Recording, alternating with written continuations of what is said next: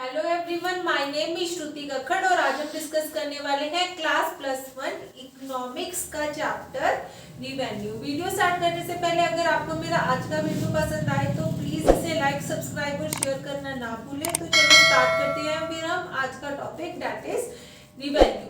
अब रिवेन्यू क्या होता है? सबसे पहले तो रिवेन्यू वो टोटल रिसिप्ट, ठीक है, वो टोटल मनी रिसिप्ट या सेल रिसिप्ट, वो टोटल पैसा है जो एक फर्म को रिसीव होता है प्रोडक्ट्स को सेल करने से, उसको हम कहते हैं रिवेन्यू।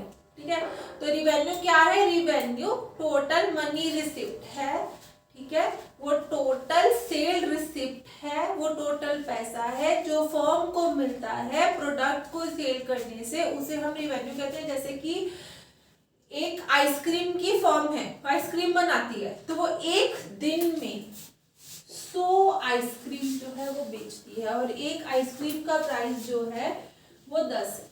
तो टोटल मनी रिसिप्ट कितना हुआ उसे? 1000। तो 1000 क्या हुआ? रिवेन्यू ऑफ द फर्म, ठीक है, मतलब इनकम ऑफ द फर्म। अब जो है अगला जो हमारा टॉपिक है, revenue and profit are different concept.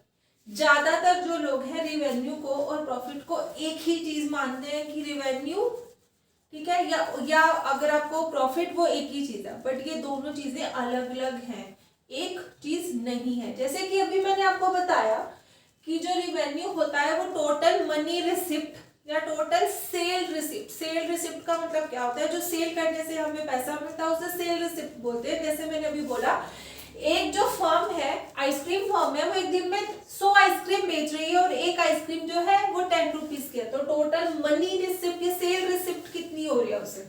1000। क्या आपको लगता है कि 1000 का 1000 ही उसको प्रॉफिट हो रहा है?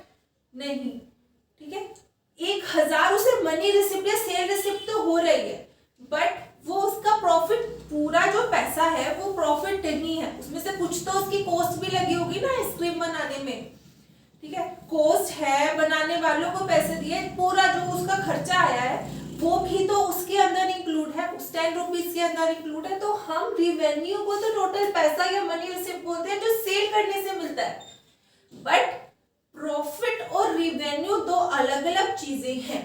प्रॉफिट मतलब चीज को बेचने से जो हमें मुनाफा या प्रॉफिट हो रहा है, जो फायदा हो रहा है, दैट इज प्रॉफिट।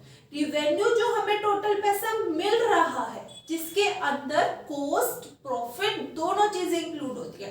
मतलब रिवेन्यू के अंदर सारा पैसा, मतलब सारी चीजें इंक्लूड होती है, जिसके अंदर लागत भी है, जिसके अंदर प्रॉफिट भी है, सब कुछ है।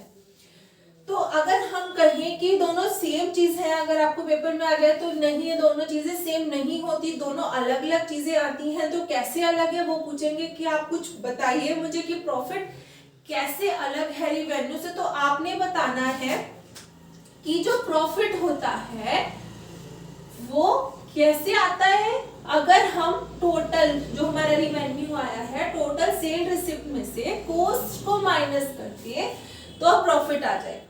मतलब जो टोटल पैसा हमें मिला है उसमें से हम कॉस्ट, मतलब उस प्रोडक्ट को बनाने में जो लागत लगे, दैट इज कॉल्ड कॉस्ट, अगर उसको माइनस कर दे तो प्रॉफिट। और अगर हम रिवेन्यू की बात करें तो उसपे कॉस्ट और प्रॉफिट दोनों चीजें इंक्लूड होती है, दोनों से मिलकर जो चीज बनती है उसे हम रिवेन्यू बोलते हैं। आई होप आपको इसका मीनिंग तो समझ आ गया होगा और कैसे ये प्रॉफिट से अलग है रिवेन्यू, ये भी चीज क्लियर होगी। आगे हम कहते हैं कि जो रिवेन्यू है उसको हम 3 वेज में एस्टिमेट कर सकते हैं, ठीक है। तो इसके 3 मैं आपको बता देती हूँ कि किस किस तरीके से हम इसे कैटेगराइज करते हैं। एक टोटल रिवेन्यू होता है, दैट इज कॉल्ड TR, ठीक है। एक मार्जिनल रिवेन्यू होता है, एक एवरेज रिवेन्यू होता है। अब सबसे पहले टोटल रिवेन्यू क्या होता है? टोटल रिवेन्यू मतलब, रिवेन्यू का मतलब मैंने भी आपको बताया कि रिवेन्यू का मतलब टोटल मनी रिसिप्ट या सेल रिसिप्ट होता है जो हमें प्रोडक्ट को सेल करने से मिलता है। तो अब टोटल रिवेन्यू क्या है? वो टोटल रिवेन्यू, अगर आप कहें कि रिवेन्यू से टोटल रिवेन्यू कितना अलग है, तो मोस्टली सेम ही है। एक ही बात को कि रिवेन्यू जो है, ये टोटल रिवेन्यू वो टोटल पैसा है जो फर्म को प्रोडक्ट्स को बेचने से मिलता है उसे हम टोटल रिवेन्यू कहते हैं। और इसे हम शॉर्ट फॉर्म में टीआर भी बोलते हैं। जब हम प्रैक्टिकल क्वेश्चन करने लगेंगे तो वहां पे आपको टीआर टीआर टीआर ही आएगा, दैट इज कॉल्ड टीआर मतलब टोटल रिवेन्यू। अब हम इसको कैलकुलेट कैसे करते हैं, जैसे मैंने आपको रिवेन्यू बताया कि कैसे प्राइस को अगर हम क्वांटिटी से मल्टीप्लाई करें तो आपका रिवेन्यू आ जाता है। बस वही यहाँ पर आपने लिखना है कि टीआर को कैलकुलेट हम कैसे करेंगे। अगर हम P मल्टीप्लाई Q, P का मतलब प्राइस ऑफ द कमोडिटी और Q का मतलब क्वांटिटी, अगर हम प्राइस को और क्वांटिटी को मल्टीप्लाई करते तो क्या आएगा हमारा TR मतलब टोटल रिवेन्यू।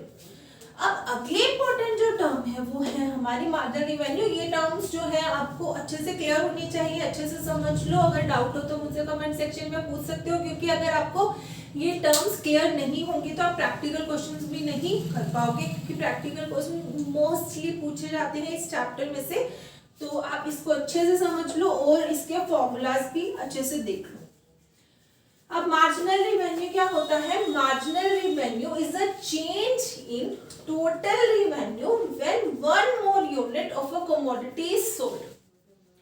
तो मार्जिनल का मतलब क्या होता है, अगर हम इसे बोले मार्जिनल मतलब एडिशनल, ठीक है। तो मार्जिनल रिवेन्यू मतलब एडिशनल रिवेन्यू, एडिशनल पैसा, ठीक है। तो हम इसे लिखेंगे कैसे, marginal revenue is a change in the total revenue when one more unit of the commodity is sold. तो मार्जिनल रिवेन्यू वो एडिशनल रिवेन्यू, एक्स्ट्रा पैसा है जो एक फर्म को मिलता है अगर वो एक एक्स्ट्रा कमोडिटी जो है प्रोडक्ट की बेचे।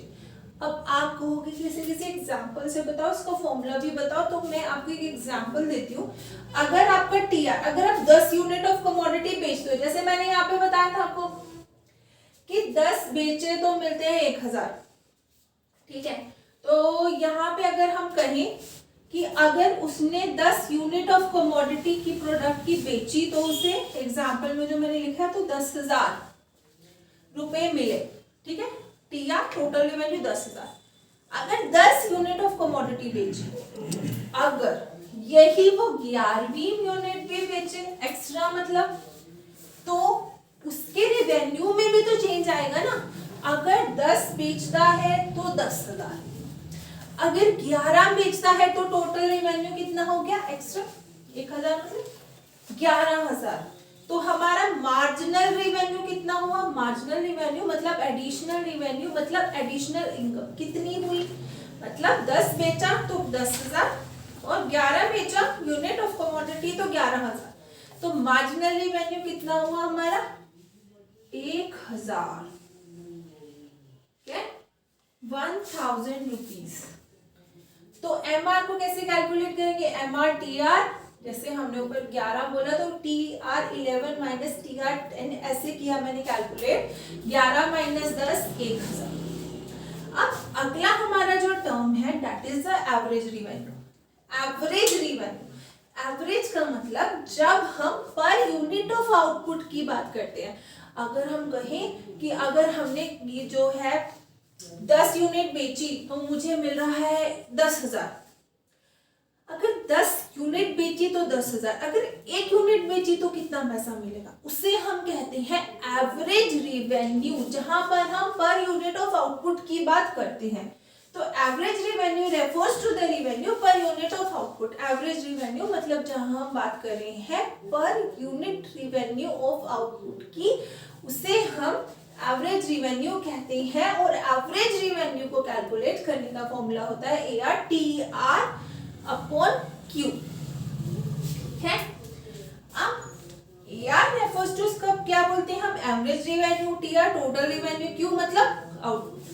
अब जैसे मैं आपको एक एग्जांपल देती हूँ, अगर हम TR कहीं हमारा 1000 है, Q हमारा 1000 है, तो हम उसे कैसे कहेंगे कि AR कैलकुलेट कैसे करेंगे, मैंने भी आपको साथ फॉर्मूला डिस्कस किया है इसका। TR अपॉन Q 1000 मतलब 1000 अपॉन 100 तो 10 मतलब अगर हम 1000 मतलब जो है 100 यूनिट अगर बेचते हैं तो हमें 1000 मिलता है। तो अगर हम 1 निकालें तो 10 रुपए की 1 यूनिट है, इसे हम कहते हैं AR।